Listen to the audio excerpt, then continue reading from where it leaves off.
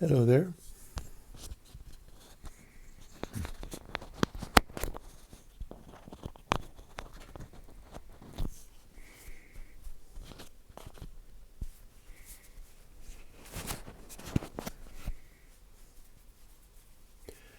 It's Chris from Airwindows, and here I am on a Q&A stream.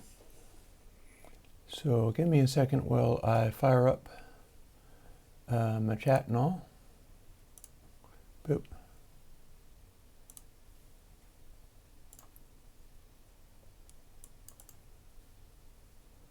Dum-de-dum. There you are. Hey.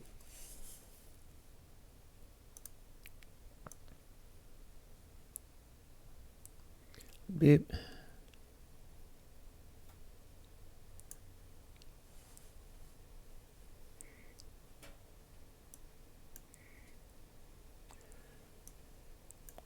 Don't mind me, I'm just, I probably could have upped the recording quality. Oh, no matter.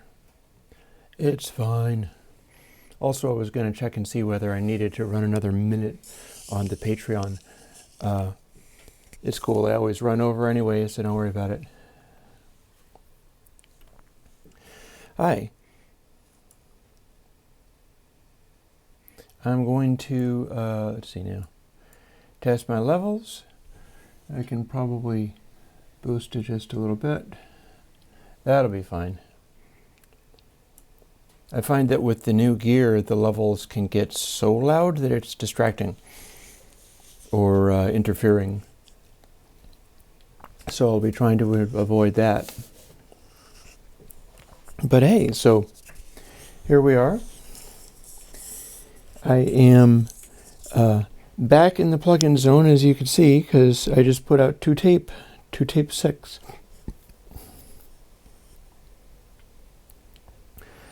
I'm just having a look at my chat here. And let's see now.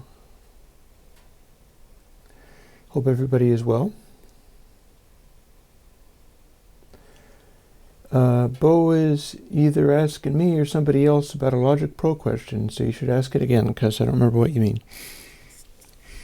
And I even have my coffee, although it is so freshly made that it's a little too hot.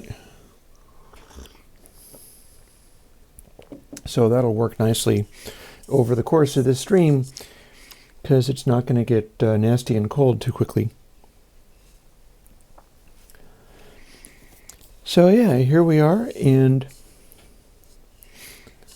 I'm looking to talk about a variety of things, and here's one of them.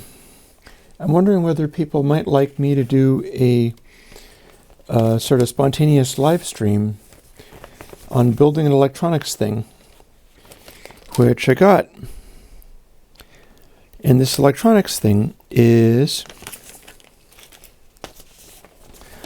a SHE 879 6-digit clock kit. And my idea with this, it is rather amusingly written, is I want to make this thing and then use it as a voltage generator for the modular synth. I don't feel I'm necessarily quite ready to jump on and start music streaming with that sucker again, because it's coming into focus, but I feel there are so many changes that I'm just kind of scrambling to learn them all. And at the point that I do, I feel like it's going to be a pretty big jump. For instance, the compressor that is on this is going to be coming into play for the music as well, and that'll change the sound of things quite strikingly. But everything is kind of all changed and different. And this is good. This is a good thing. I'm just sort of learning where I stand with it all. And here's one of the things that I wanted to try, and it's the sort of thing that other people could try too. Also, I'm seeing the chat. Bo has some commentary here.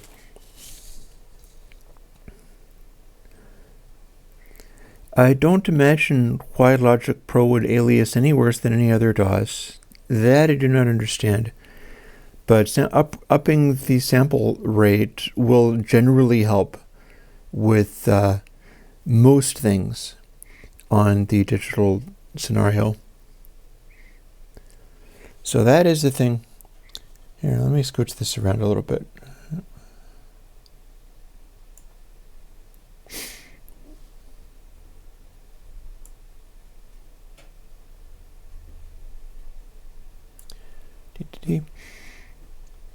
I can make it so that I can see the chat sort of tucked away past the camera eye there, and that'll work. But yeah, increasing the resolution will help indeed with the any DAW, really.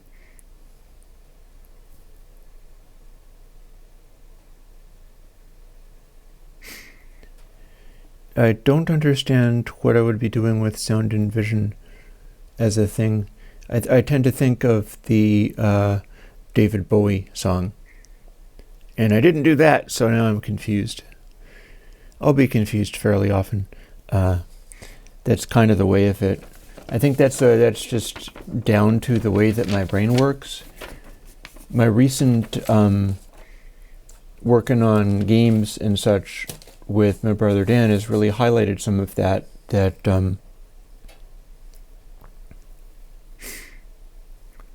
Oh, David Pixley has a quick question with I have a quick answer. Probably 2 weeks from now.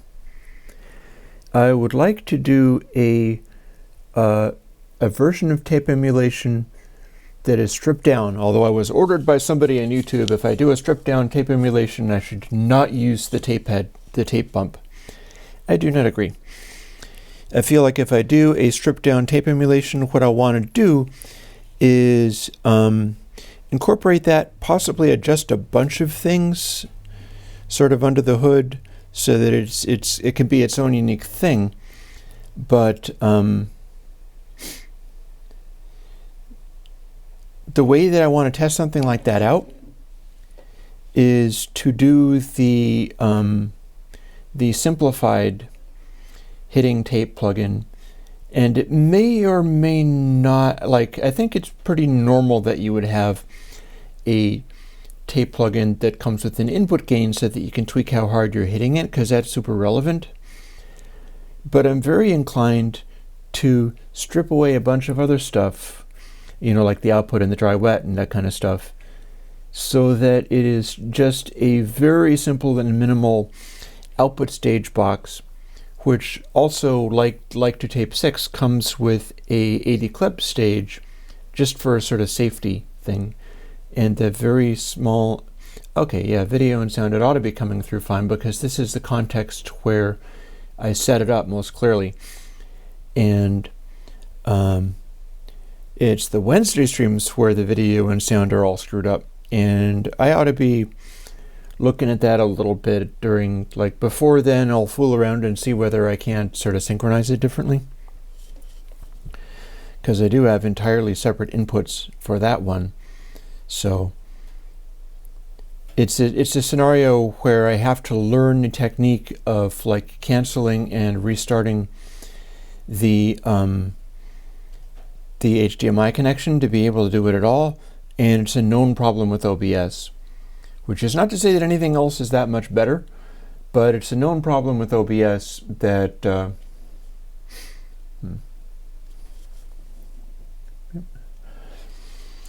that if you feed it stuff through an HDMI cable, it will lose synchronization between the things on the same HDMI cable, which is kind of insane. But true. That's what it does. Anyways, I'm looking to do it's a sort of gimme in a way, but there's creative input there, but it's not so much a giant debug fest like 2Tape 6 was. For doing one that is so simplified that I could include it in a set of plugins where I give people a starter kit. And that's very significant. I really am going to be needing to do that, because that's been much asked for.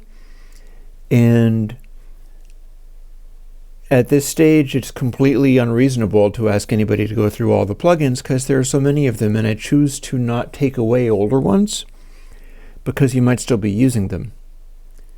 So that gets to a stage where there's like 12 different versions of console and 6 different versions of 2Tape and so on and so forth. And people do normally kind of need to be told what to do or what to use.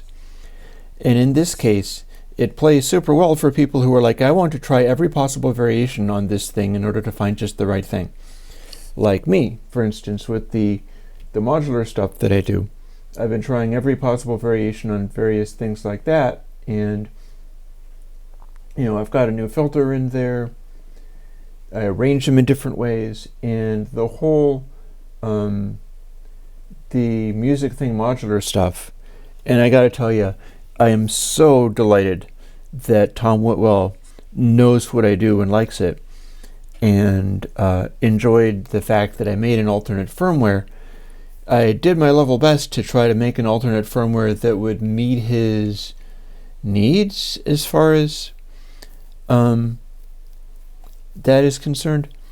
But I had no way of knowing whether it was going to fly, like whether it was going to work for the guys. So,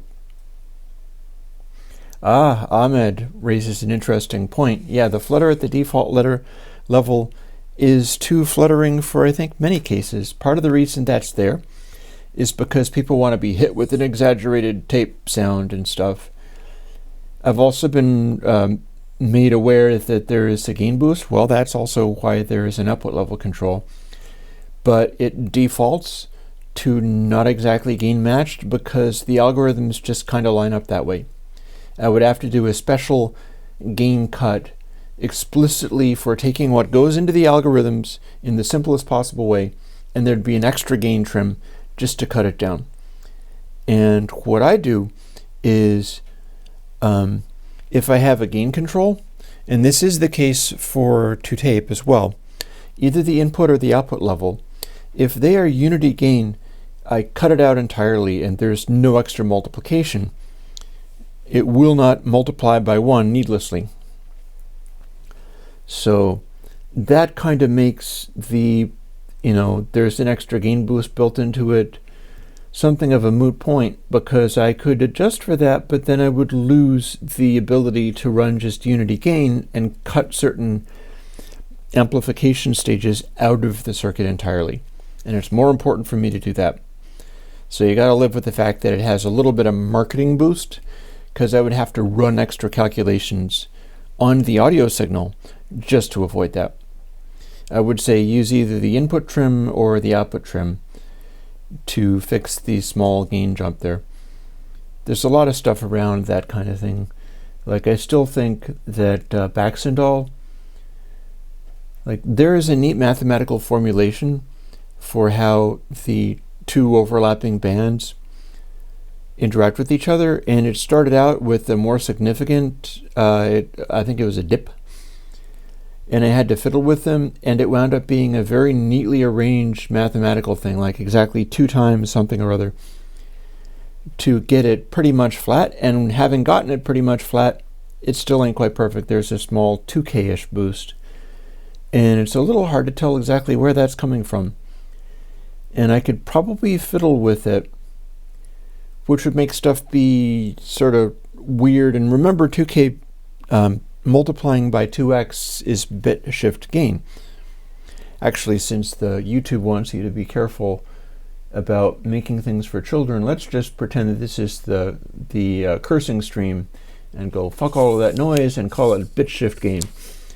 And YouTube can make whatever they want with it. But further commentary.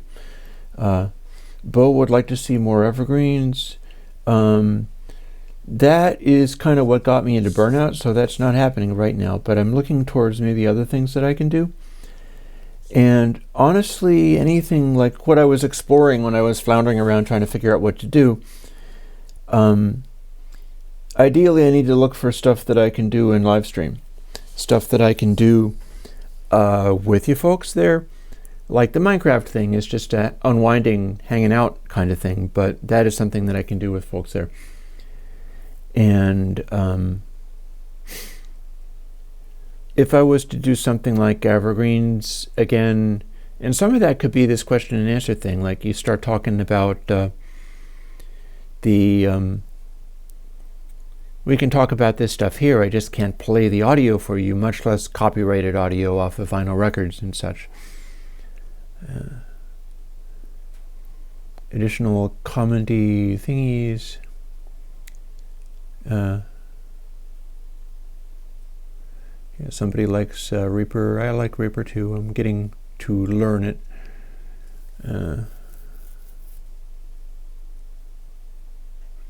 Oh, I gotta say, Reaper is essentially free too. You could test it after 1 month. It's a 6-second nag about the $60 license, but fully functional. I have a data point for that you might enjoy. They might not thank me for saying it, but then maybe they would, because it's clearly not by mistake. I'm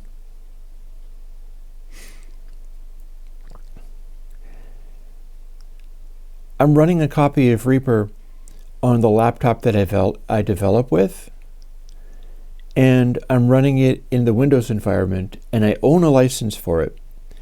I own a Reaper license, and it's running with the license on my primary computer, the Mac that I'm using.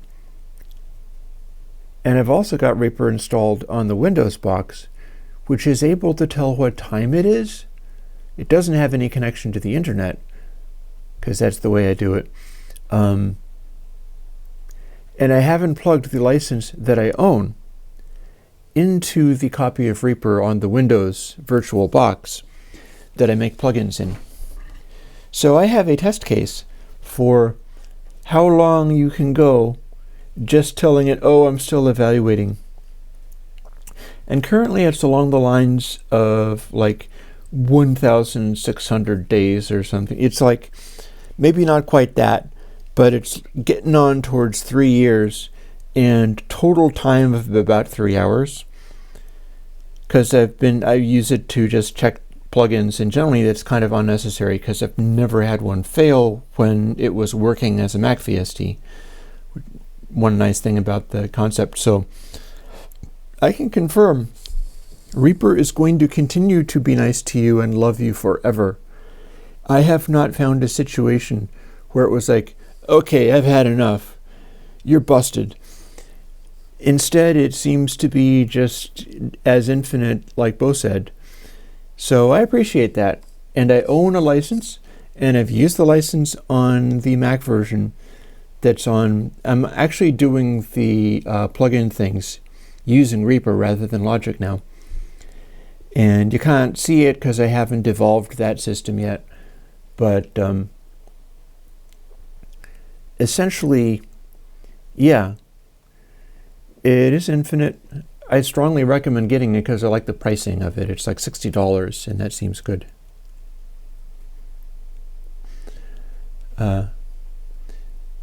People are joking around about the ULaw. It's like, yeah, you could put Flutter inside of ULaw and combine it with the dry. Maybe it'll be interesting. See what happens, because one of the things about it is it goes into that flangey kind of zone. And if you have something that's basically unity gain and no change, ULaw will do that and let it come through without being totally messed with. But when you start doing stuff like the Flutter, that's when it'll start going insane. Stuff that is louder, and stuff that is quieter will be wildly altered. So I would say, David, fool with ULaw by taking the dry wet. Don't worry about the gains and things. Leave them basically the same. Fool with the Flutter and keep it basically dry, and then start introducing a little wet. And that will let you tune it into ULaw and dial in the amount of wrecking of the sound that suits your fancy. So that's kind of neat. It lets you do it in a way where it will give the radical, exaggerated sound, but it will also let you dial it back for not complete trash, and you'll have a very distinct thing out of it. Let's see other people's comments. And I wanted to bring up this clock kit thing because that's some of the stuff I'm thinking about for where I will go in future. CG's asking how things doing, how's the Mac Mini? Oh, no. I'm running Mojave. I'm not running Catalina. I have no intention of running Catalina. In fact, I'm thinking about getting another Mac Mini when it's convenient so that I can have a backup and or a double one, both of which are not running Catalina. The 2018 Mac Mini was not shipped with Catalina, so you can run Mojave on it. And I'm pretty sure that's what I'm doing. I've got the dark theme going on and stuff. So, yeah, and I'm happy with it, although it could be sort of more beastly and powerful. I don't know, maybe I would need to like make a Hackintosh to do the Monstro, be able to run gaming things, even Minecraft, and then also stream it efficiently, because I ran into some issues with that. It didn't really want to do that very well. I can get better performance apart from the synchronization thing, using it on a much lesser computer and dedicating that to it. So, yeah.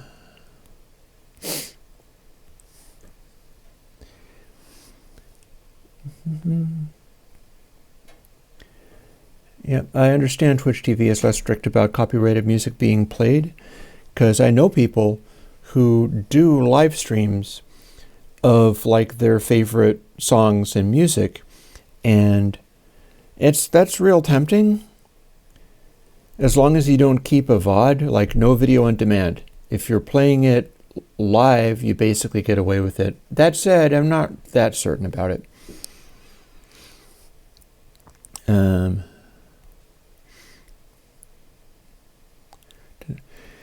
Pick said, so no tape delay for 2-tape? Au contraire. I said next week I'd like to do a simplified, stripped down, tuned and specialized 2-tape. Maybe because I was talking about how the guy ordered me not to do a head bump. And I disagree about that. I think I should include head bump with a dedicated one. But the idea is kind of like how I was developing 2-tape. I stacked up 4 of them and contrived to have it still give me sensible results. Not totally sensible, mind you, but I stacked up 4 of them and then did various things to make it so that it was like acceptable and excessive in the right kinds of ways. And one of the things that'll happen is if I'm using a head bump, like I had to revisit and work quite extensively. It's why it took me until 3 o'clock in the morning just about to get the plugin done, is because I started stacking it up and I noticed that I was motorboating. There was oscillating around 20 hertz. And stuff was happening where it still sounded fine. It sounded reasonable. But there was this instability, and it's because it's not simply an EQ. Like the 2-tape algorithm is using the same thing as BassKit, which also needs an update, for that low frequency boost. And that is unstable. Its intensity increases as it goes down in frequency, right down to DC. And it's also volume sensitive in that it's not going to try to put out loud DC, but the closer you get to silence, the looser the super low bass is going to be. So I had to come up with stuff in there where it would handle itself even if you stacked up a bunch of them. And it was a sort of big, messy, roaring mess when I did that. But all the same, I got it so that that would basically work. So if I was going to do a specialized one, I would be making a whole series of adjustments and setting it up so that I had the head bump. But when I stacked up like maybe 8 of them, lots of them, nothing would go wildly out of control. And if I can do that, then I can do the one of them where it'll still give you basically the correct thing, but, complaining about there being too much head bump would be kind of churlish, because if you stacked lots of them up, then it would be still controllable. The problem you'd get is if you were stacking them up and something went wildly out of control.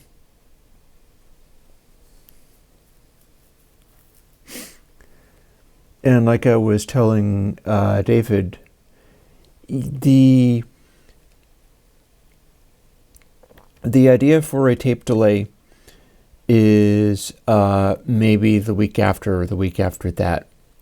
It's coming. There's some ideas I have as far as putting together one that can use some of that stuff. Because, remember, tape delay is using iron oxide as a concept. I have not yet done a tape delay that's using two-tape style tone. So that's the thing.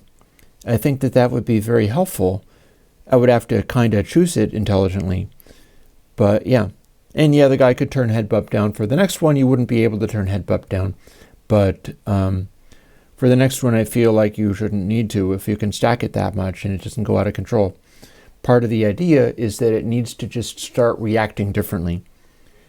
Like the lows need to react as if they are running into a head bump situation, as long as it's not a wildly exaggerated boost. So yeah. And BassKit is also in the same. This is all the same category. And then I also have a stack of character plugins and vintage plugins that I'm going to need to patch straight across, because I have people who are using some of those older ones and need VST of them or need a 64-bit version of them. And a lot of that stuff I have to more or less port back over from scratch because they won't build anymore. So I'll see what I can do about that, but that'll buy me a bunch of early spring months of just sort of getting it sorted and then working my way through those. And by the time I'm done with that and have settled into some of the new stuff, I'm sure I'll be off and running. And hopefully not in the way of taking on way too many things and burning myself out. But I bet I can get back into doing the music streaming. And when that works, that is inspiring and feels good. So I'd like to get back into that, as long as it's not just pressure.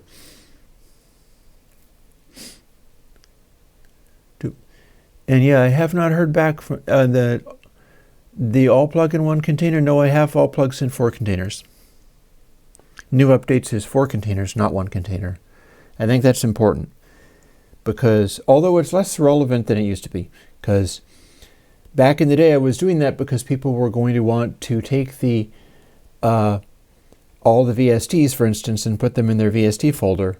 Now if you do that, it's overwhelming, so people might not want to do that. But the idea is that they're in AU and VST and the different versions of VST for a reason, because you don't want to dig through literally the whole pile. Maybe I'm not understanding. Maybe you're not understanding the fact that new updates.zip is there. But yeah, there is that. Bo is asking about a noise generation thing. So EULA, regular auto, colored noise of choice, EULA decode. How would that sound? Like regular audio. That's the whole purpose of what EULA is. The whole idea from EULA is to reject noise being introduced over the transmission. So low-level anything should not do, certainly low-level added noise. Like manipulating stuff gets weird, but throwing a low level of added noise, that's the whole purpose of how EULA even is designed. That's what it's for, and things like telephone systems.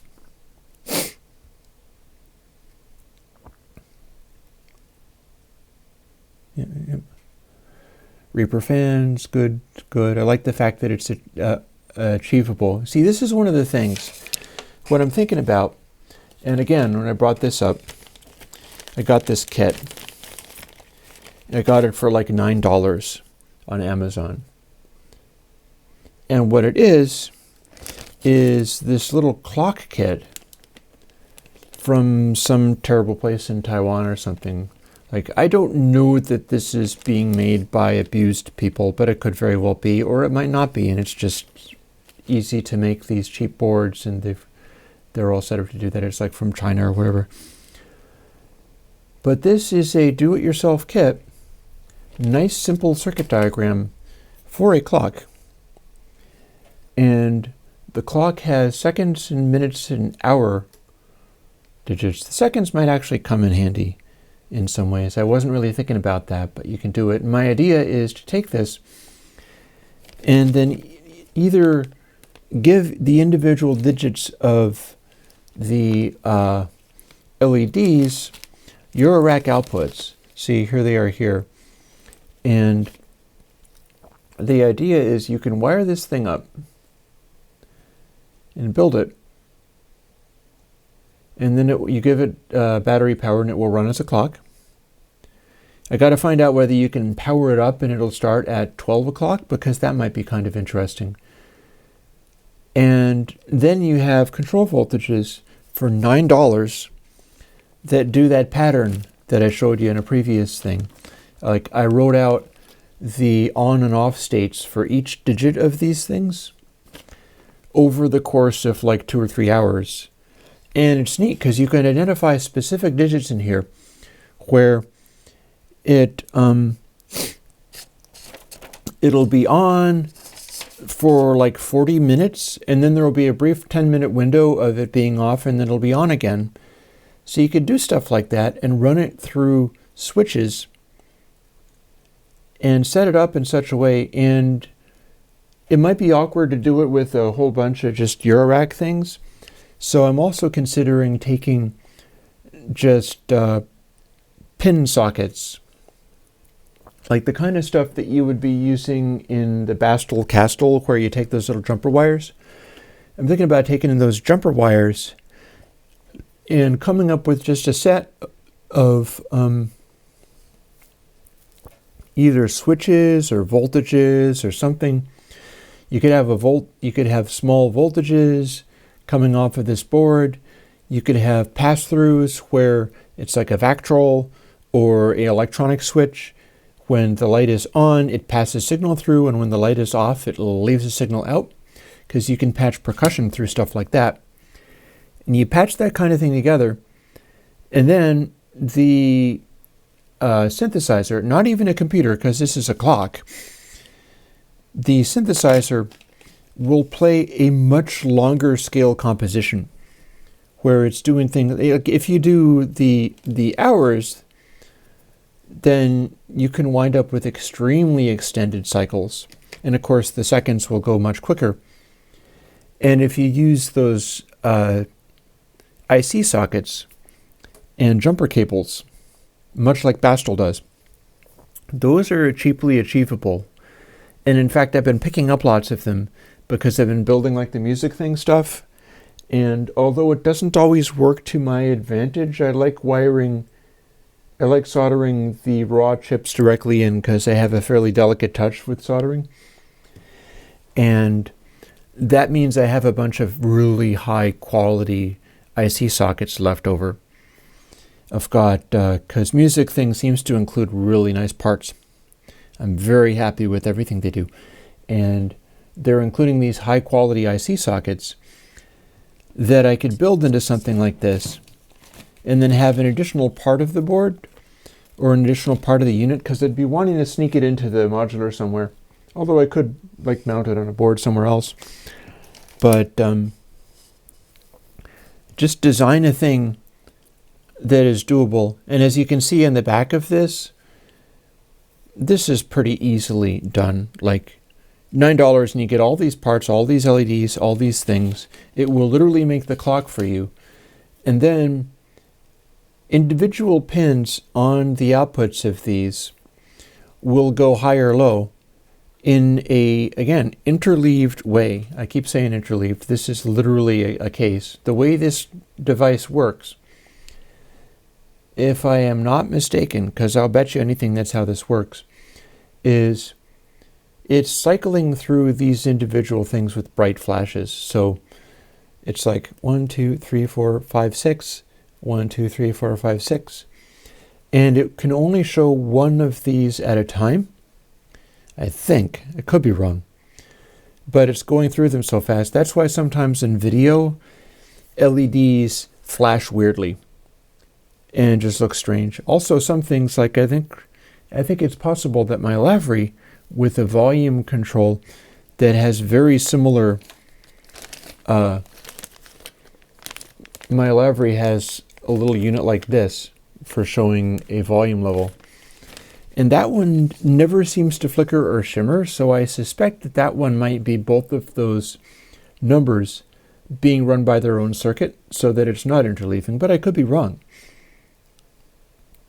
And basically, what happens when you're doing that is if you're taking a control voltage off of one of these numbers, because you've got all these little pins, and if you identify the right pin, and the pinout will tell you what it is, it's possible to learn what the right pin is. You can get the voltage off of the number and do the thing like the control voltage thing. But it will be like flashing on and off at 60,000 times a second or something, some very high rate. It might be flashing on very briefly, and then it's off 5/6 of the time. So what you do there is you take a resistor off of it, take the voltage, and then run it into some kind of chip like a comparator or an op-amp designed, or a Schmidt trigger inverter, for instance, and sit a little capacitor, just a tiny, tiny little capacitor, on the input of that like Schmidt trigger comparator, the thing that is going to give you either full voltage or nothing. And you're just feeding it an input voltage to turn it on or off. You put the capacitor there, and then it will sit on the entire time and not flicker. Now, if you were to do that with all of those inputs, that's what, 1, 2, 3, 4, 5, 6, 7 times 6, something like 42 or so. 42 possible jacks, 42 inverters, Schmidt trigger comparators, whatever. And that's going to fill up a lot of space. Many of them will not be useful to you. So I'm warming to the idea of using that Bastel type thing of having IC headers and little experimenter board pin plugs and stuff, or wire something directly into it and then have the end of it be the experimenter board wire, and put some of those IC headers, maybe little 3-pin headers, and put the headers in the same shape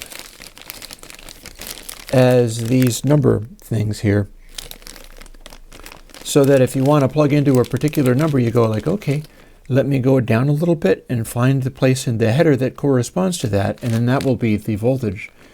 And it becomes fairly easy to put together. So one of the things that I could possibly do is assemble this kit on stream, because sometimes making these kits takes me a lot of time. Like doing those music thing modulars took me days, and there's basically 4 sets of them. I also learned cool stuff about them. Like I've got the pulses working in 2 different ways. I've got a fast one running off of 16th notes, and that's using pulses literally as trigger pulses. But then every single other one, the pulses is writing off of the volts. Because the thing about the volts module in those is it works like another sort of DAC. The music thing modular Turing machine comes with a little DAC that does its sort of 8-bit number, 8-bit, 16-bit, I'm not sure exactly what. But it builds it into a number using a normal DAC. So it's a random voltage, but it's following a particular sequence. Like the sequence of randomness is not like crypto random at all, not even slightly. Instead, the sequence of random is a shift register random with some flipping bits. So if you flip the bits enough, you will get randomness, but the possible range of states from every state, there's going to be only 2 possible states following every next state. It's either going to be the whole thing shifted with a 1 or a 0 on the top place that's getting updated with randomness or not. And the volts output is 5 little potentiometers, and they're running off of the individual bits, so you could use them. In fact, I kind of have with one of them on the far right is using the top one cranked up all the way, and then the second one about halfway, and then the third one about a quarter of the way, and it's attempting to do a sort of crude ladder DAC, because in theory you could design it in such a way where it would count up and do roughly converting it from bits to a numeric linear voltage. In theory you could kind of do that. But the volts adapter also comes with an extension. And the extension means you could do lots of volts adapters and set them up differently to give you different individual, like random linear voltages. But you can also, if you have the pulses and the volts, there's a place to plug each of those in the main Turing machine. But you can plug the pulses into the volt, or gates is what they call it, adapter, at which point all those individual outputs, including the logic stuff that they do, are gates instead of pulses. So they're no longer triggers. Instead, they stay lit the entire time. And that's kind of what I'm looking to do with this clock thing. The clock thing is about making it so that there's a very slowly cycling changing thing, which is predictable, like you can compose with it. But then the individual voltage that you're working with, whatever you choose to do with it, like it will turn on, from 11 minutes to 15 minutes or whatever. It will, for whatever duration it is, the duty cycle of the various lights going on, it will turn on and stay on as long as you need it. And it's not an intermittent or flashing thing, it's a consistent steady voltage. And it's the same with the gates of the Turing machine. You can set it so that it will step through stuff and just kind of change a configuration of voltages from one to another. Or again, there's some logic stuff in there. Like there's ones where it turns on only if like bit 1 and bit 2 are on. And that means that if it's truly random, it'll go on about half the time. And it's more intermittent. And again, with these, you can isolate particular numbers, particular LEDs in this number. And although you can spell out exactly how often it's going to be on or off, because there's a chart for it, it's just a counter. Some of them will be on more often than others. Some of them stay on most of the time. Some of them are on fairly rarely. And the sequence that this produces, you can compose with because you know what it's going to be each time. That's why I'm wondering whether maybe when it does the... you can run it off a battery, in which case it works as a clock, because it's a clock. But if you ran it off of Eurorack power and set it up so it's like, okay, give it 5 volts, we can get 5 volts, that's fine.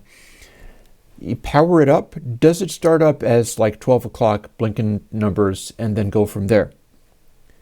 Because if it did that, that is somewhat limiting as far as like 12 o'clock means that your minutes are going to count from 0 to 59 and then back again. So you got that.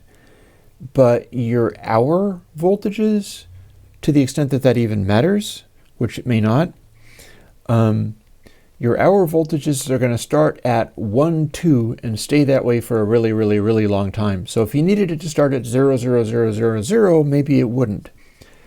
But if it starts up as 12 and goes from there, then you can leave the battery off, run it entirely on the thing, and go like, okay, we power on the Eurorack system and start using it when we want to start doing this. Or just roughly the same, like get it going and then go from there. So these are the things that interest me. These are the things that I'm going to be pursuing as I kind of fall back into, rather than struggling like mad to figure out what people want me to do, which is very easy because everybody wants you to do something. And it's not necessarily good for me, and it's not necessarily helpful. Like, people could want me to do GUI things using the Juice system that are entirely copies of classic analog stomp boxes, which are somebody else's property, and that doesn't work for me at all. But there are people who would legitimately want me to do that, because if I did it, I could probably do it pretty well, given that I had the technology for doing the GUIs and stuff. Like, I wasn't able to get my brother to help me on the VST GUI thing. One of these days, we're going to dig into that. Like, maybe the next time that he comes over here or something. But I'm going to have him walk me through what he would do in solving those problems, because he is the guy that can grind his way through anything like that and come out with the end results.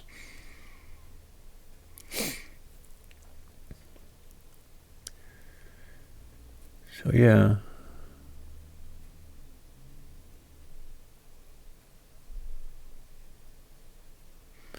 I'm reading chat, making sure that I'm not missing stuff.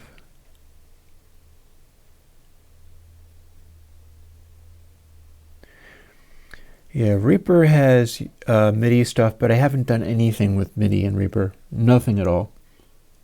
Also, I would point out that if you like interesting DAWs, my stuff also works in Renoise. If you can get into a tracker style thing, or if you're doing a kind of music that would work for that. And I think there are many kinds of musics that could work for that. You can make a composition in Renoise. For instance, you could be doing deep ambient in Renoise quite easily, just by getting the right kinds of samples, perhaps taking it at a fairly slow tempo, but making all the programming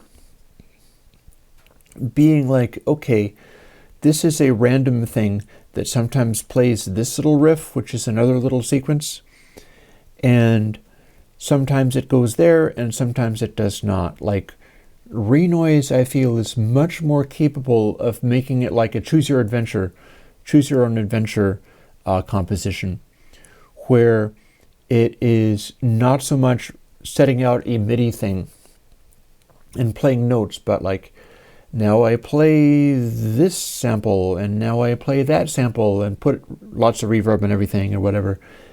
And having the Renoise stuff built into the tracker, the stuff where you can jump to various places or use different kinds of randomness or different kinds of timing to produce a kind of machine that generates music. That could be something interesting to play with at some point. Which is, I'm not promising to do that. Every time this is the problem that I get with like being the Max Landis of audio idea pitching, because again, I talked last week about Max, who is a screenwriter and one of the best pitch guys I've ever seen or heard of. He can go into a room with a bunch of movie executives and just scramble and come out of there with a commitment, and they're paying for like work that he's doing because he has given them a set of ideas and adapted them on the fly that they really got excited about. And then the challenge, of course, is implementing that, and that's a whole other story. But yeah.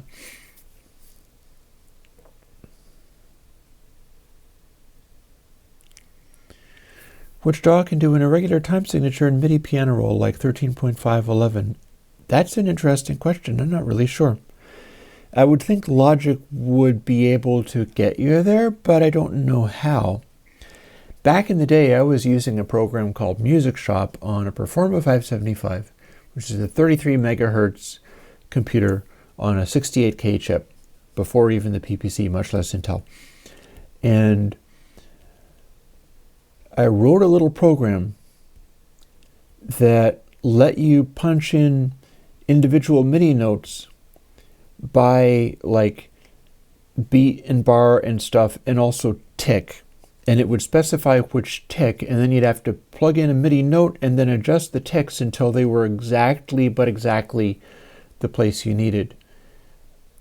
So if Logic lets you put in MIDI note events and then specify down to the tick exactly when they launch, anything like that would be able to get you there.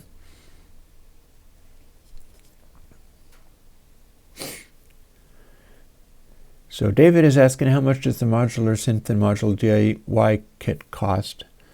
That would be the radio music / chord organ. And if you were doing the chord organ firmware, you'd probably want to get the chord organ version of the kit, because its faceplate is marked in such a way that it says chords and roots rather than like stations and starts. It would work the same way either. You know, if you have a radio music, you can program it with the chord organ firmware and it will start doing that. Its faceplate will still say radio music on it. But yeah, that's something like a $70 or so full DIY kit. Because one of the things about it, and I'm interested in exploring this, is, you know, with Music Thing, you can just buy the circuit board. You can buy the circuit board and faceplate, or you could literally just buy a bunch of the circuit boards, and those are way cheaper than the full kit. And of course, the full kit is cheaper than getting one that was built for you by somebody. In fact, I'm not sure that Thonk even sells built Music Thing stuff. I think Music Thing generally runs by bean kits. But yeah, like technically you could make one of these things and mount it on cardboard and not even have to buy the faceplate. If that pleased you, or if you were able to come up with an amusing way to make a different kind of faceplate that was more sort of personal and custom, like say we're doing a bank of chord organs, much like mine, and you're like, actually, I want to turn this around for much cheaper. What you'd do, you'd get the sets of circuit boards, and you would buy basically the bill of materials list, because it's designed in such a way that you can buy, like, you need this many 100K resistors, you need this many jacks and things, and you can get those individually. Like everything that there is about it, you can get as just piles of parts, and they are used throughout. Like the jacks are what they call FunkyCon jacks. They're like a version of a particular Cobicon jack, and Thonk sells them, and they're an exact, height and pinout and stuff. They're very cheap little jacks. Honestly, I've done a bunch of stuff with Amphenol jacks, and mechanically the Amphenols are way better jacks than the ThonkyCon ones. But the ThonkyCon ones are insanely cheap. The Amphenols are like 2 to 3 times more expensive. And if you're getting dozens of these things, that might matter. So in theory, if you're doing the building of stuff, you can just start accumulating parts and, get yourself a pool of jacks. Like, okay, this week I'm spending $60 on jacks, and so I'm able to get the jacks in, which means I'll be able to build other stuff or improvise stuff or just make stuff up and be using the parts that you've got, which is a fascinating thing. Like when I was building the latest 2 chord organs that I did, I realized, hey, this is a perfectly good little aluminum faceplate. The inverse of it, and I've got black faceplate ones, the inverse of it, if you flip it over, it's a featureless black aluminum faceplate, which has got really nice build quality. You can put the jacks directly on the faceplate. You could screw the pots directly to the faceplate, even if you didn't have a circuit board. You could glue like a chip of some kind. Like I've got a chip that I did a homebrew on perf board octave divider, and I did that for when my Mother 32 was working, and it worked just fine. I could probably make it more sophisticated, but I did a version of this octave divider that runs off of the square wave output that had literally no resistors. It was nothing but wires in the chip and jacks, and it still worked. So you can do stuff like that. And if you have the faceplates and the knobs and the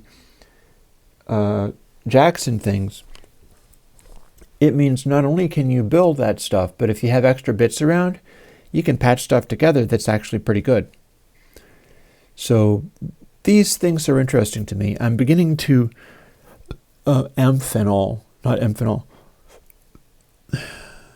the AMPHENOL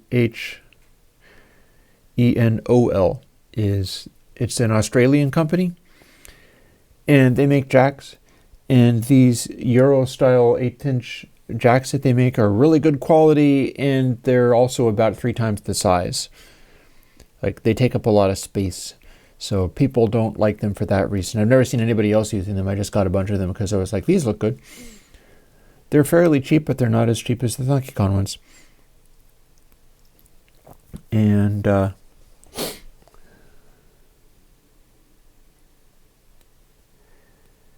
I'm warming to the idea of getting into a situation where, especially like, I'm thinking that maybe this is going to be the next thing, where I'm analyzing and figuring out what I got to do for like increasing goals on the Patreon, because I like having extra goals rather than being like, okay, this is all I do from now on. But rather than just, I've tried the pledging extra time for myself. And indeed, technically, I'm doing that, because if we get huge old Patreon things and the stuff that I do, which is the live stream and probably also the music stream, the time goes up. So there's that. But as far as adding extra things that I'm loading, onto the day, as well as keeping everything else going, I tried that and it burned up and it was not good. So I got to think of something else. And I'm thinking in terms of specifying it, like, say, if I break $2,000 a month, which is possible, doesn't necessarily have to happen overnight, like it doesn't have to happen at all. But in terms of thinking of new stuff that I can do for people, past that point, I think I would basically be fine. Like, I would not be worried about being able to sustain and keep going. Mind you, if you're starting companies or like employing people, then you start needing to suck up lots more money. But if I'm not doing that and it's still just me, I can get to a point where, this is enough and I can keep going. So the question becomes, like, could I do anything else for people, for the community, that used extra Patreon if I had it? And I had an idea. I was thinking, like, for patrons, presumably for patrons only, but I wouldn't really be policing stuff as far as making sure people don't log on, do the thing, and then just bail on me or whatever, because it's too much effort to try to force people to do stuff. What I could do is, at that $2,000 level, I start bringing in something else, which is, beyond that point, every extra dollar that I get goes towards buying stuff like this en masse, like in bulk, and selling it to patrons at cost.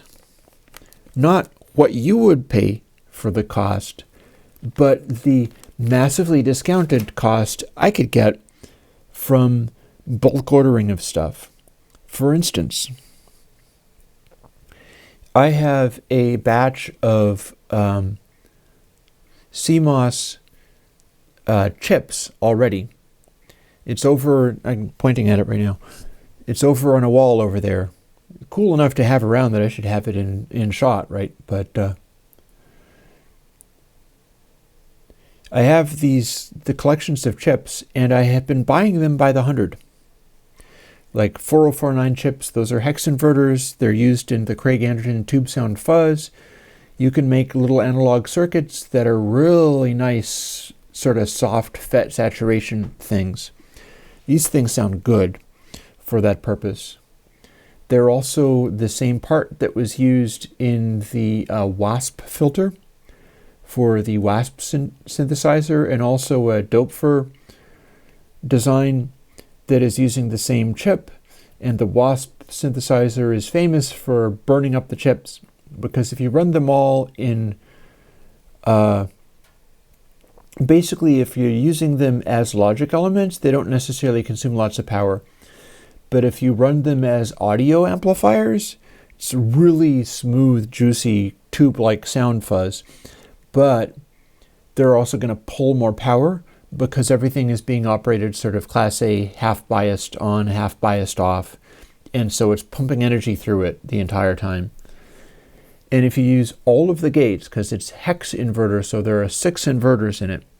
If you use all of those in the same way, it will heat up and it can burn up. So if you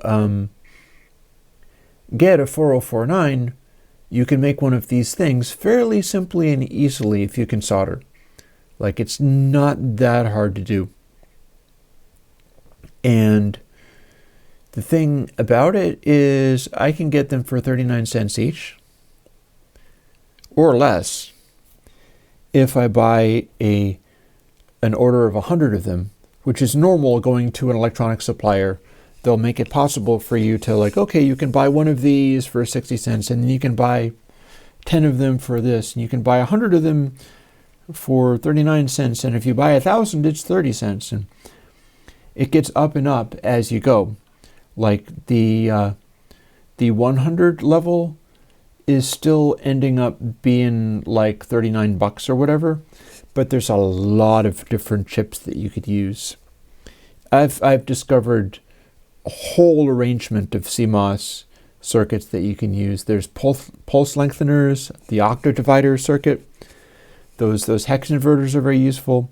Schmidt triggers are like baby's first oscillator. Very few extra parts in there, and you can make a really good oscillator. You can make a square wave LFO using the right kinds of op amps. There's a fellow who does nonlinear circuits. My sloths up there is nonlinear circuits design. And with op amps and resistors and capacitors, you can make a chaos voltage generator. And those are cool as hell. So, there's another circuit that is a counter. So there are different kinds of counter circuits, like there's binary octave counter circuits where you can do octadividey type things or clock subdivide things.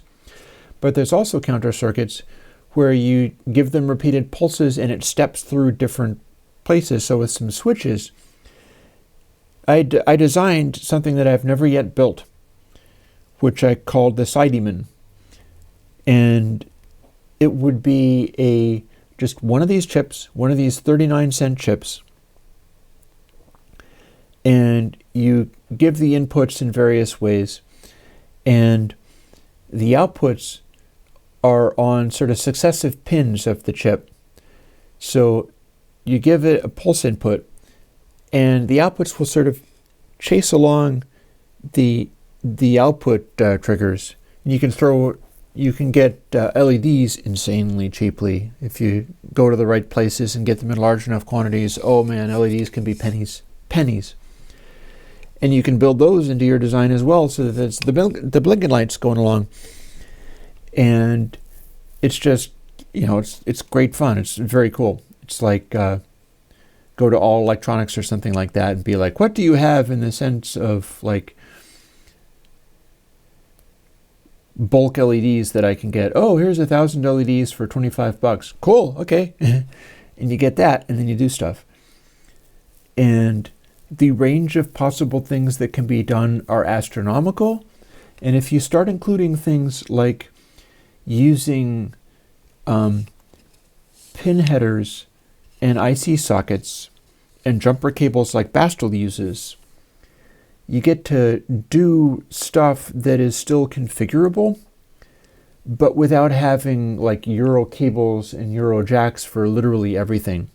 And that is a difference of at least an order of magnitude in price as well.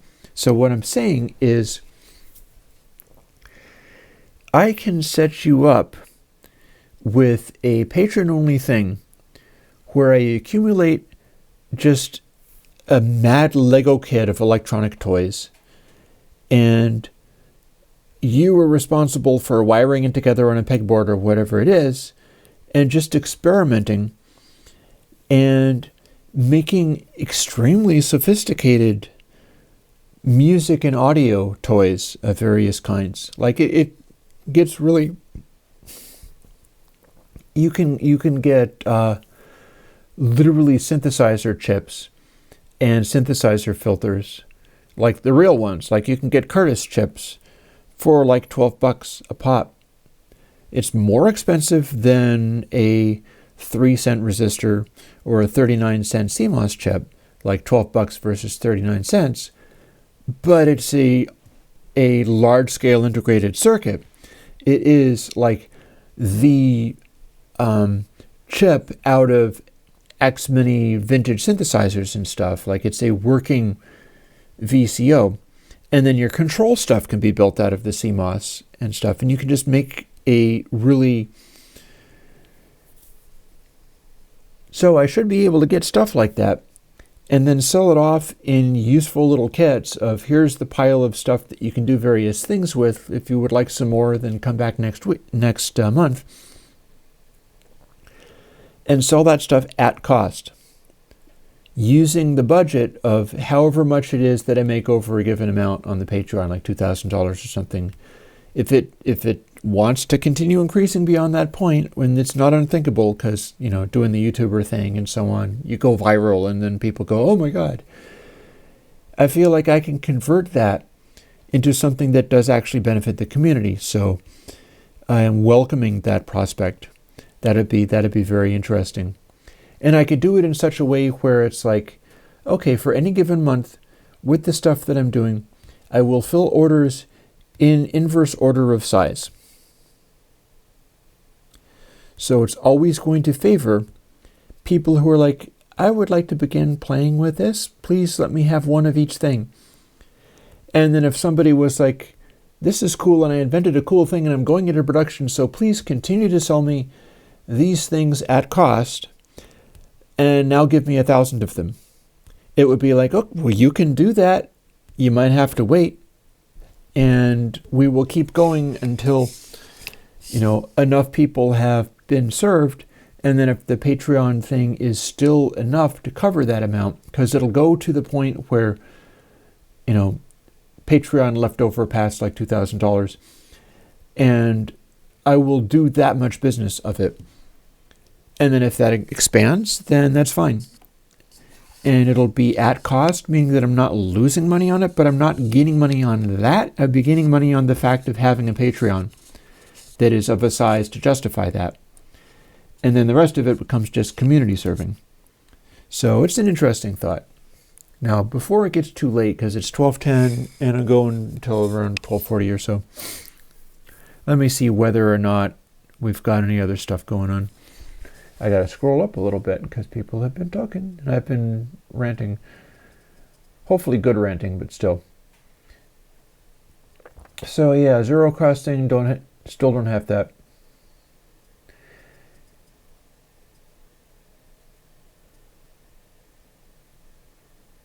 That's my problem, is I can pitch the idea, but then I have to be able to do it. If I can't do it, then I'm sorry, I pitched an idea that I wasn't able to deliver on. And the reason I got excited about it is that it's not always a sign. If you feed it a triangle wave, you get a triangle wave out. If you feed it a square wave, you get a square wave out. But it reshapes. So that is not at all an EQ, nor is it even thinking about overtones. It's something else.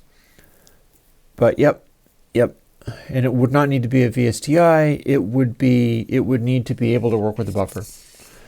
So that gets interesting. But yeah, I need help with that. Oh my. Yeah, you don't need to be nicknaming me Christ. That seems kind of like, yeah, where's the cross? Are you going to kill me next? I'm not sure if I'm going to come back after 3 days. I think if you kill me, I'm done. That seems inconvenient.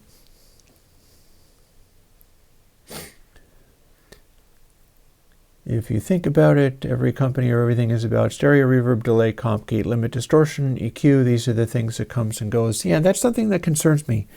One of the reasons I'd like to get into this, like giving people electronic parts, is it should be possible to come up with unique stuff. Like doing stuff. Sometimes I'll highlight questions as I answer them, sometimes not.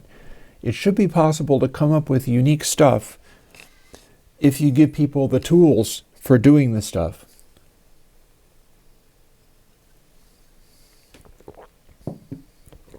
Like these chips sometimes have unexpected behaviors. You can get stuff going on that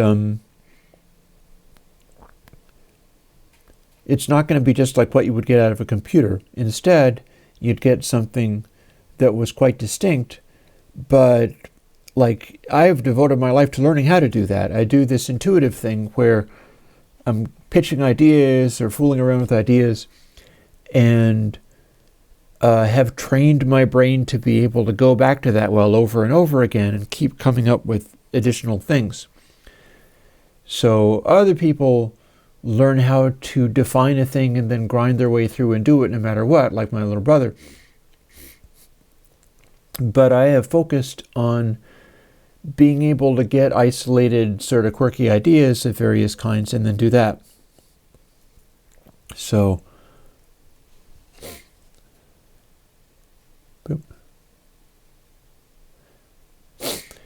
Yeah, see David going to Blue Cut Audio. Yeah, there's people, you can't do stuff that people suggest. It becomes overwhelming. Plus people will suggest stuff and either it'll be not relevant or undoable, or they're just specifying it very clearly. It's a real challenge. That's a real thing. I'm not surprised Guillaume ignored you, because pretty much anybody, you go to Native Instruments, they'll probably ignore you. They will ignore you unless they can take your thing and make profit on it and give you nothing. So this is why I want to put tools for doing stuff in people's hands, because it's not very promising. You get into a sort of market-driven creative zone, and it just goes to lowest common denominator and stays there. And not great. And we already know who's going to win that, Behringer. And they're going to do it using other people's ideas and other people's brands.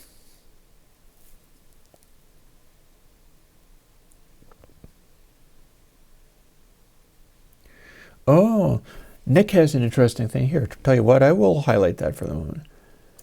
I'd throw down on Patreon for your hardware take on the magnetodynamic infundibulum. I can't build myself, don't have the head for it. Well, here's the thing. If I was able to do this Patreon thing where beyond a certain point I'm buying hardware and unloading it at cost, I would certainly be interested in tracking down good transformers, like maybe surplus transformers. Maybe I'd be going to All Electronics or some of those surplus type places. Find the right kind of telephone coupling transformer to do it with. Use the technique, which is simply, instead of using the transformer as a transformer, use it as two really long wires that have inductive properties, and set you up with a kit where you could wire that stuff up. You would have to learn how to solder, much like if you were feeding yourself, you might have to learn how to cook. But beyond that, it should be possible to do that where if you fail, you're only out a few bucks. Like it should be able to do it where you would only be out a few bucks if it went horribly wrong. Like with those, I've been doing this for years and years and years, but those Turing machines there, 3 of them are perfect with all of their additional stuff. And the one on the far side, which is doing the 16th notes, and I'm using for just triggers, the mix output with its little gain control on it, on that one is not working. It's not giving me a steady output. And I don't know what happened with it, but it's just a Turing machine that is slightly wrong. A bit of it didn't work. And I've been doing this for a long time. I can usually do piles of them and they're all perfect. My soldering is really good. It's very clean looking, but something went wrong. So the idea is to be able to set people up so that you could try to do this, and if it went wrong on you, you'd only be out like $25 or something. That's the idea. And the magnetodynamic infundibulum is absolutely the kind of thing that could be incorporated into this. It's very relevant for anything like that. And one of the things that I am fairly pleased about, you've got like Behringer getting into Eurorack, and people are very worried about that, but one side benefit is that they're introducing cases. So if you're just getting started on something like that, you can get a working case with power supply and the little adapters and things for that doesn't require you to build it from scratch. And that is a suitable host body for putting all kinds of homebrew stuff into. All you need is like the right kind of power cables and some little headers and things like that. Some of my stuff, like here, I can pull this back a little bit since I've not got headphones on at the moment. I'll show you what I did. Here's something that I did. This is a make noise oak host. I'm thinking about maybe getting this in where the Moog DFAM is, because the Moog DFAM takes up way too much space for what it does for me. It can do a number of things, but mostly it's like a Berlin techno style rumbly kick drum. And it's great at that, but this oak host is a whole synthesizer. And I've got a bunch of wires that I made, because you can get these little jacks also. Like I'd be including stuff like this. Supposing you wanted to make little patches. So I'd throw in like a pile of these little plugs, because those are made for injection molding. And what you do is you just solder a wire onto the end bit, and then you have a inter-module patch thing that works with the Eurorack stuff, takes up less space, and is way cheaper. Because this plug is very cheap compared to real patches and stuff. And wire is pretty cheap too. This is steel wire that I got from All Electronics, I think.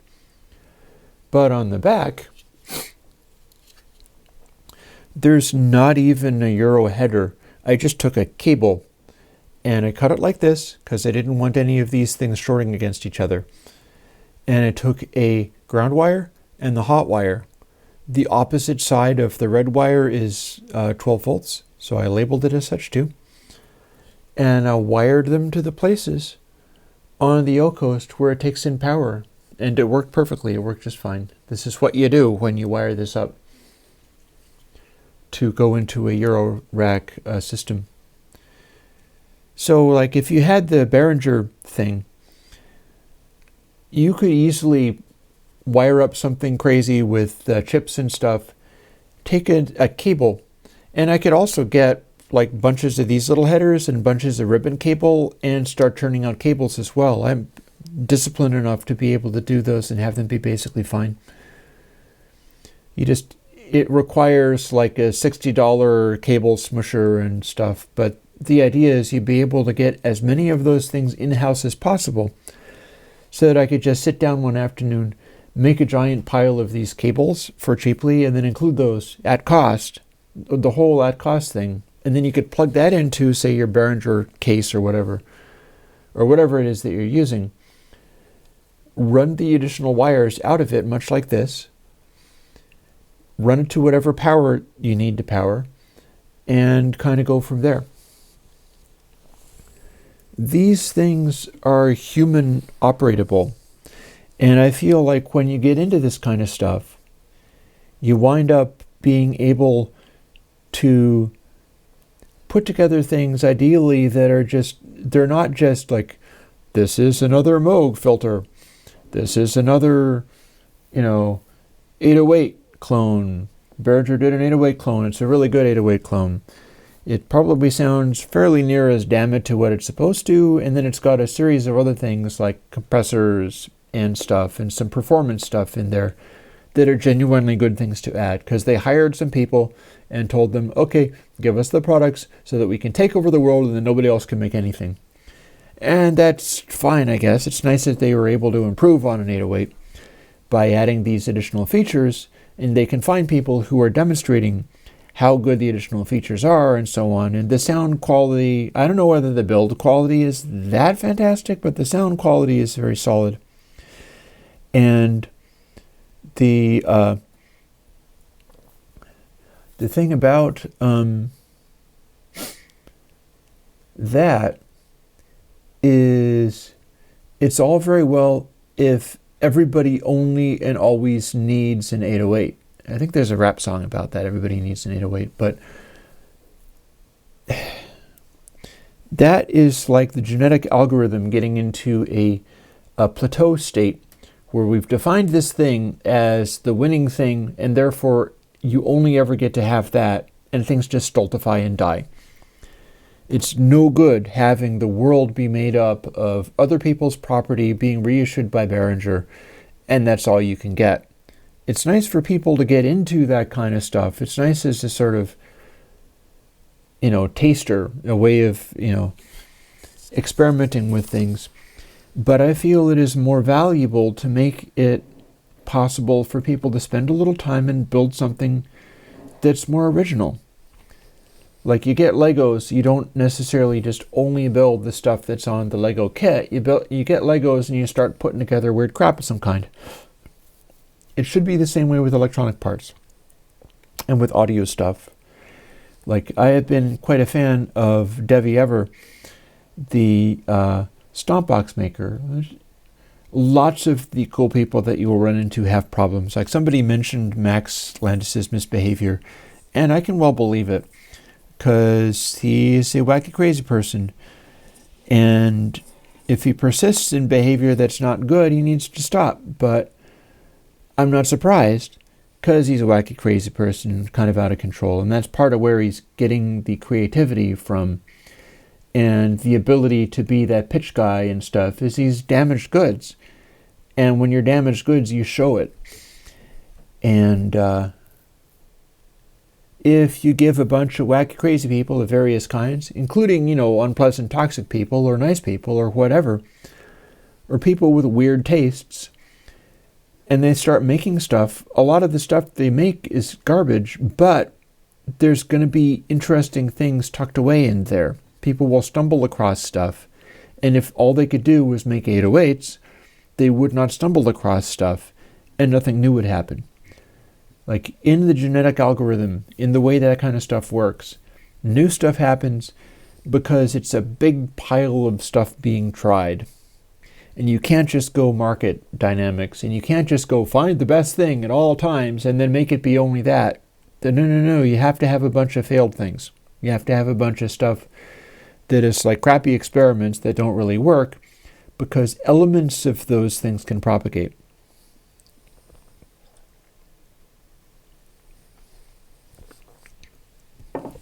I mean, seriously, why did it take me to go, this is a digital clock kit for $9, let's make it into a CV source, so that individual elements light up stuff and give you a control voltage that you can then patch into this and that? Why did it take me to do this? I don't get it that I haven't seen anybody do this before. Maybe somebody has, for all I know. But it's like, you see people doing generative music and you see people doing stuff like that, and this is a $9 clock kit from off of Amazon. You can get these for very easily There's places on this circuit where with like a simple capacitor to ground to smooth it out a little bit, you literally have the voltage that you can run into stuff. All you got to do is build it, tap it into the right place. It's on this board, and you'll literally have what you need for doing the thing. Why has nobody done that? And everybody does 808s, or everybody does Ibanez tube screamers, or whatever, because enough people are more interested in an 808 or a tube screamer, and the number of people to make a market for, I can make a extended modular composition that does specific things during specific minutes or hours, or combinations of those things. That could be made into something amazing, but the individual piece is not big enough to live in a market scenario. It lives in a genetic algorithm scenario. It lives in a, circle of life. This is what happens in the wilderness of audio design scenario. And if you can do amazing enough stuff with it, it'll catch on and people will be doing stuff with it. But the more marketized and financialized you make everything, the more you lose the weird, quirky stuff that is indispensable. So let me see now. I got to scan over the chat as well.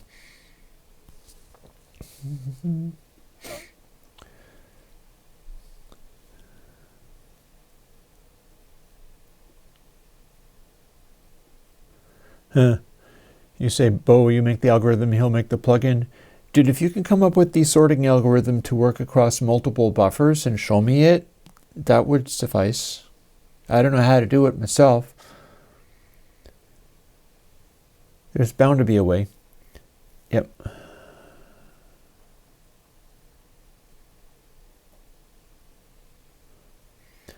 Oh, David, you were going to go to NAM? I'm not sure if I would go to NAM. And yeah, you would buy kits from Airwindows, and I also know you're broke, so that's why I would be doing it at cost. People being concerned about me doing stuff at cost, you must also remember that is the motivation for people throwing more money at the Patreon quite directly. I'm proposing doing it in such a way where if I get above a certain amount, and it could be, it could be $2,000, it could be $1,500, in which case I'm already $100 a month of stuff to put through. I haven't decided. But that would be directly a motivation for people to keep throwing stuff at the Patreon to make sure that they got in.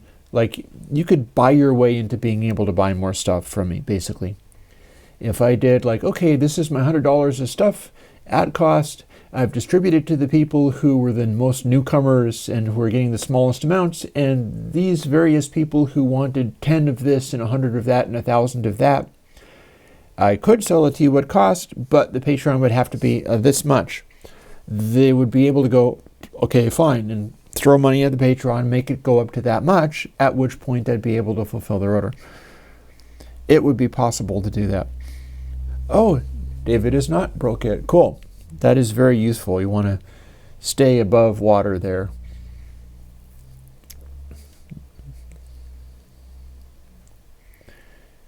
So yeah, 808 thing annoys me. I'd rather do originality. I feel I can do stuff like that if I work on it. If today seems like a low energy day stream, I'm not sure why. I'm drinking enough coffee and I'm chattering away like mad. Hardware talking up music. Nobody's bringing up music.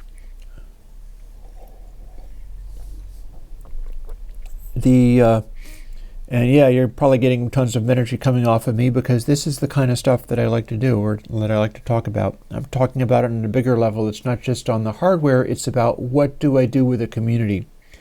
How do I give people tools that they can use in such a way that they can use them? And yeah, I was up to like 3. So this is yesterday and today are rough days. This is not easy.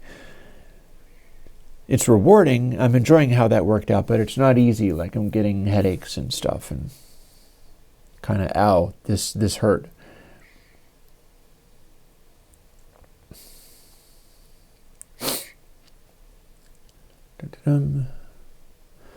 Bo's not that into digital clocks, even if I made one for VCB Rack.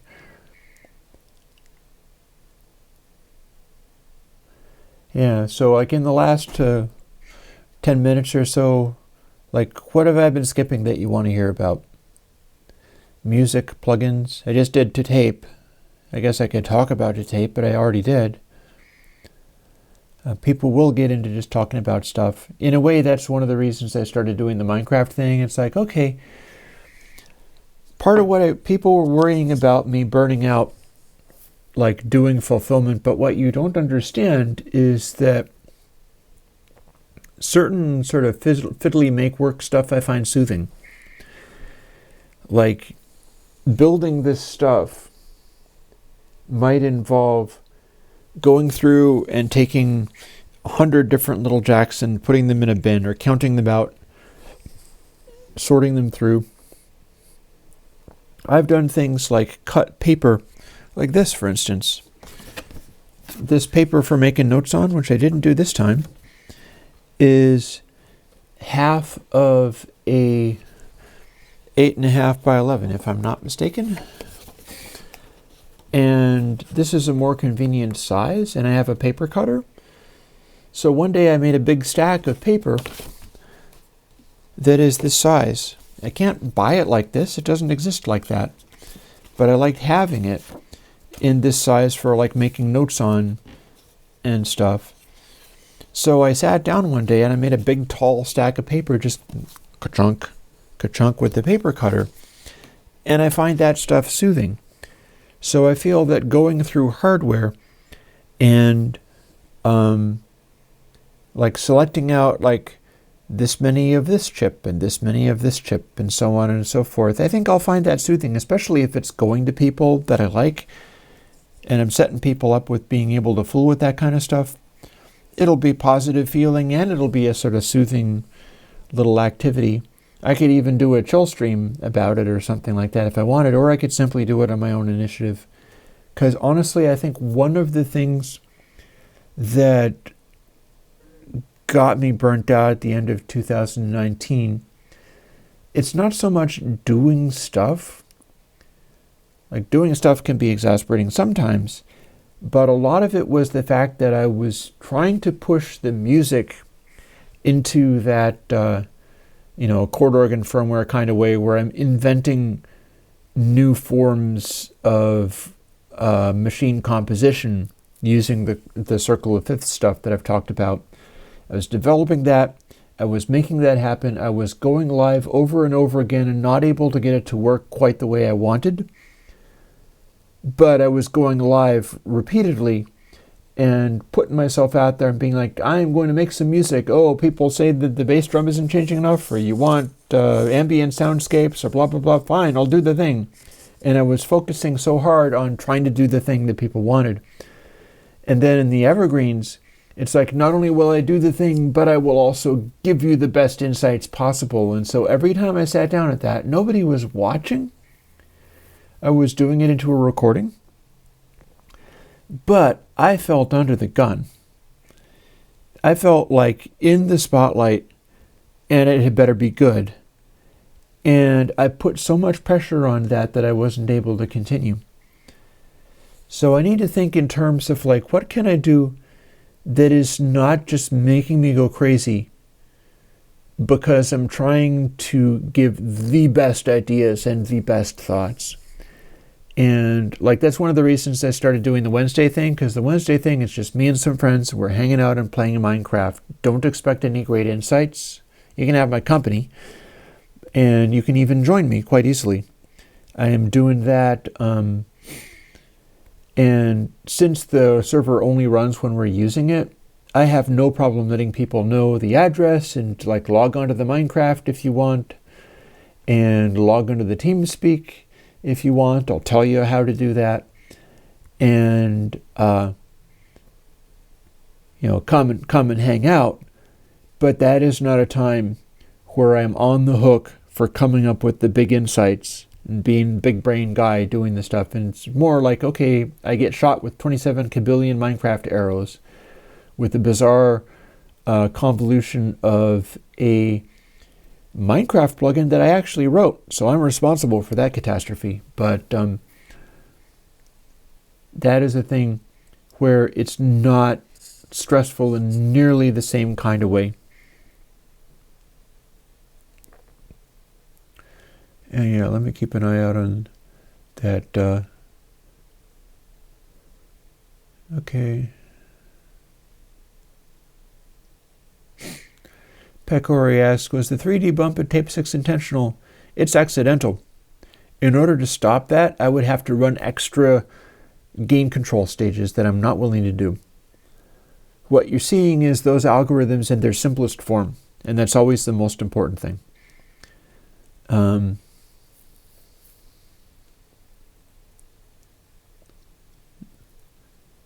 I'll keep doing plugins. They're not going to run out of plugins to do. People are asking what I'm using to make plugins. I'm using a old version of Xcode on a laptop for the AUs. And I'm using some Visual Studio something or other on a virtual machine inside that same laptop to make the PC one. And I'm running Ubuntu, an Ubuntu music-oriented distribution from probably a couple of years back to make the Linux VSTs. And I wouldn't necessarily recommend any of those things. I'm not the person to ask as far as getting yourself set up to do that, because I can barely do it myself. I get it to a point where it's making something that works and it's not broken for anybody, and then I just stick with that. So first steps, like learn to program a thing. I would say, honestly, start fooling with games. Get into the Godot engine. Godot is a game engine that is an open source free project that is growing rapidly and being very successful.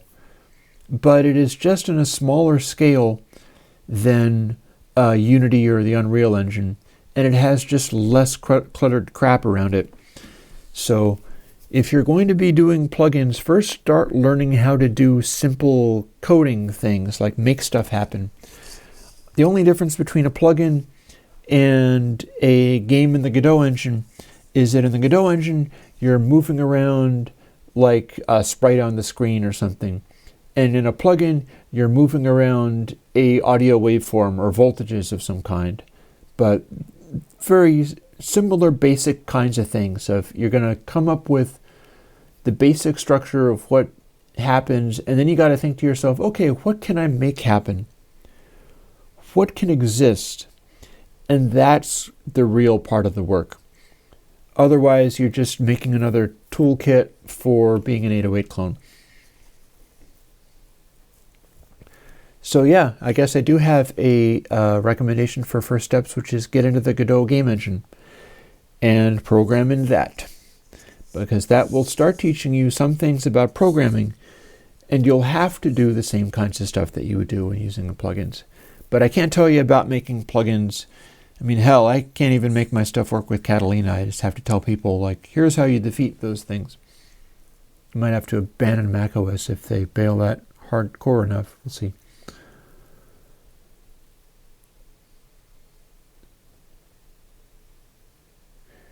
Yep, David, your constructive criticism is useless because all I can do is the best that I can. So if you're getting rambly, Chris, it's because I was up until 3 o'clock in the morning and I can't do anything else. I can do to tape. I can do to tape 6 for you. I can stay up until 3 o'clock in the morning releasing it. But I can't be any more coherent than I am. Just get a translator who can listen and try to figure stuff out. I cannot do any better with that than I'm doing. That is just like that's a not enough spoons problem. It's a mental handicaps problem, especially when I'm really fatigued or whatever. I'm only going to be able to function in a certain way. I'm lucky I can even keep my mouth running this entire time. Get kind of hoarse and stuff. That's the only way I'm going to be able to do it. Cabs is not the only plugin left for my list to be done, but it is coming. I've got other stuff like Glitch Shifter is also coming.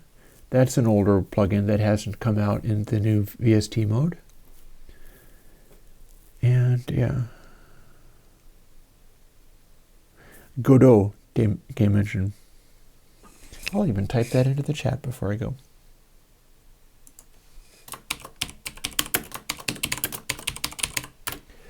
Godot game engine. Godot game engine.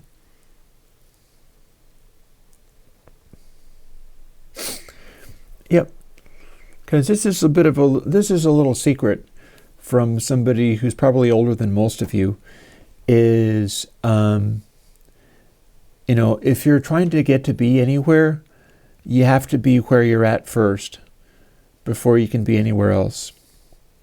And in many cases, you're only going to be able to be you. You're not going to be able to be much more. So you can try to pretend, or you can try to force it, or come across like something else. But in the bottom line, you will fall back on the resources that you've got. And it's interesting, like, if you had my brother Dan on a stream, which is the last thing he would ever be able to do, because he's the opposite. He wouldn't be able to keep a flow of chatter going for 2 hours, or even an hour and 41 minutes. But he would be able to give you the shortened answers. He would be able to give you less rambling, less free associating, less intuitive jumping from place to place. Like, he finds me very frustrating for exactly the same reasons.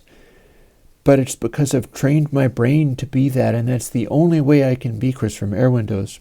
If I didn't have that, I would have had to stop years ago.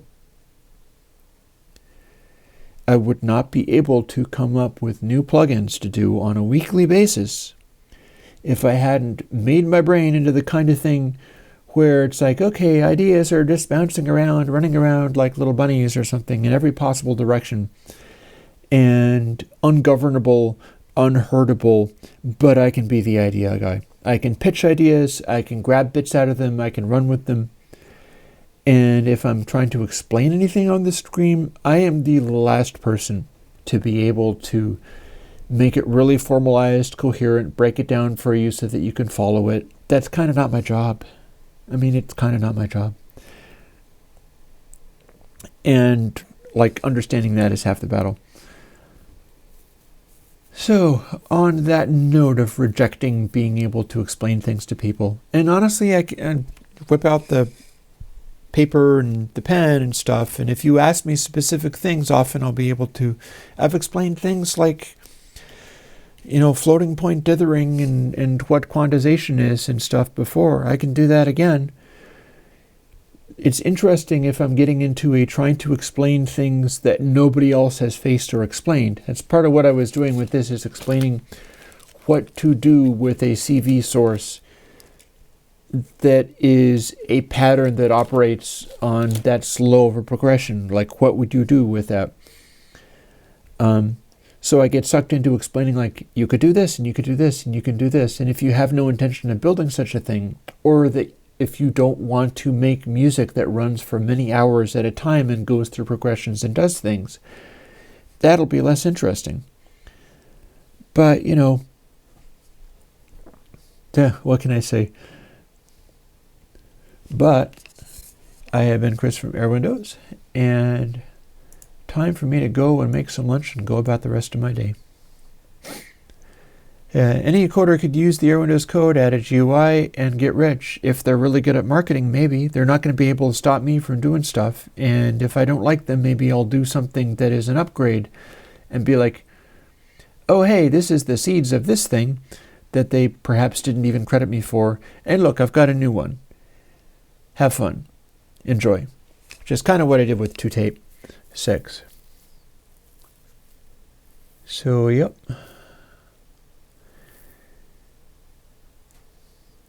Yeah, don't worry about it, David. I have to be able to handle stuff stressing me out. Honestly, if I wasn't able to answer that and be like, nope, not going to do what you ask, sorry, have a nice day, that would be more stressful for me. Me being able to be like, well, this would be nice, but I can't do it, is my de-stress method. It's defining stuff and being like, yep, that is legit. I see why you would need it. I'm not the person that can do it for you. This is reality factor breaking in. So, I will say goodbye to the chat, having given you the name of Godot Game Engine. If you want to start learning to code, start making games in that. It's very approachable. It's a You can get a bunch of information about it, and you can do fun things with it. They don't have to even be games. You can do stuff that's like, okay, let me do anything, make anything happen there. And yeah. We'll catch you later. Oh, remember that we love you. I love you too. I think that shows. Some days it shows more than others. And I will talk to you later. Bye-bye.